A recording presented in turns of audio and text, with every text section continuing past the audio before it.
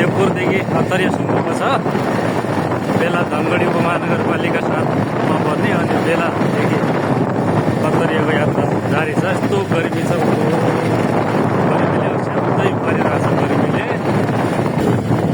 तराईको गर्मीले मकै पनि सुकेर छ्याप्पो भएका थिए। मकै पनि सुकेर तराईको गर्मीले अति नै गर्मी छ आज तराईमा। अब टक्कै हामी घुर्सुवा पुग्दैछौँ। एयरपोर्टको टुप्पा हो, धनगढी एयरपोर्टको ठ्याक्कै टुप्पानिर पुगिसक्यो हामी। घुर्सुवा बजार भइसक्यो हाम्रो। टक्कै घुर्सुवामा पुग्यौँ हामी। अब हामीहरू धनगढी उपमहानगरपालिका सकिएर गोदावरी नगरपालिकामा प्रवेश गरिरहेका छौँ। यो हाम्रो अब गोदावरी नगरपालिका वडा नम्बर कति पर्छ मलाई पनि ठ्याक्कै थाहा भएन, तर बाँसखेडा भन्ने गाउँ हो यो। बाँसखेडा गाउँमा प्रवेश गरिरहेका छौँ। धनगढी उपमहानगरपालिका सकिएर गोदावरी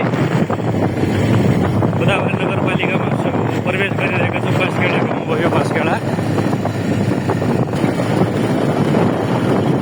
यो गर्मीमा हेर्नुहोस् त, यस्तो हो गर्मीले लु तानिरहेको छ, लु तानिरहेको छ।